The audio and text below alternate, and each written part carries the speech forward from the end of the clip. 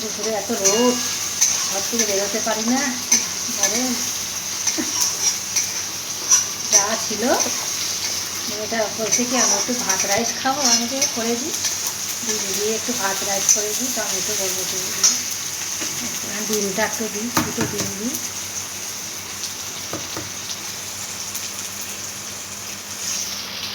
আবার ডিমের এসে পড়লে আবার আবার বকবে মেয়েটা বকবে, বলে এই মুখে চারা পড়লো, খেতে পারি না, খেতে সময় পাথর পড়ে, এরপরে সব সময় পরিষ্কার পরিচ্ছন্ন করে করতে হয় ওর জন্য। তাও পরে পাথর পরে সে করে দিলে খোসা পড়বে, ও আবার কি চিৎকার করে, সাবধানে করতে হয়, কী করবো। নতুন পদ্ধতিটা বানাচ্ছি, তা ছিল আর কি ঘরে, নতুন পদ্ধতি বানাচ্ছি, ভালোভাবে করছি, কিন্তু পাথরটা তো পড়েনি, কিন্তু দিনে চারা পড়েনি, কিছু পড়েনি, সুন্দর করে গুছিয়ে করছি। কিন্তু আমি, তুই আবার চিল্লাবি না বলে দিলাম, চিল্লাচিল্লি করবি না খাওয়ার সময়, কালকে আবার অন্যরকম বানিয়ে দিবি। যা আছে তা এটা খেয়ে নিবি একটু চুপচাপ, কী করবো।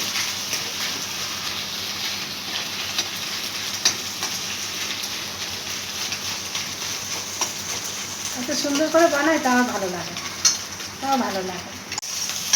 না খেতে আবার গন্ধ সুন্দর না হলে খেতে পারবি না। বেশি করে তেল দিয়ে খাবে, হ্যাঁ, পেট তো খারাপ করবে না এত বেশি তেল দিয়ে খেলে, চিপা তেলে খাবে, হয় কোনো দিন সব কিছু তেল মশলা বেশি খাবে।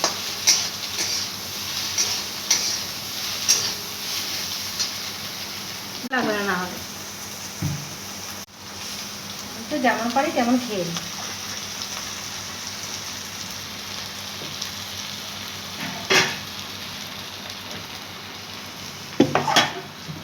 রাইসটা দিব এখন, দিয়ে নাড়িয়ে ব্যাস খেতে দিচ্ছি। দাঁড়া, সুজি লাগিয়ে এখন, দাঁড়া, সবাই ঘুমাচ্ছে, না রাত হয়ে গেছে, দাঁড়া একটুখানি দাঁড়া, 9:30 বাজে,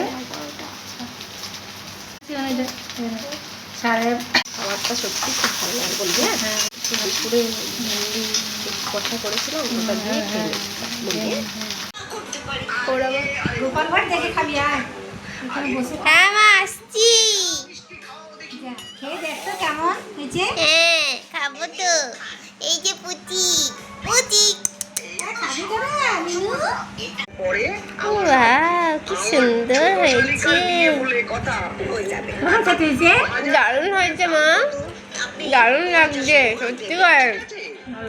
তোমার রান্না যাই করো না কেন খুব বাম্পার লাগে খেতে, আমার সত্যি বলছি, ভেরি গুড, ভালো হয়েছে।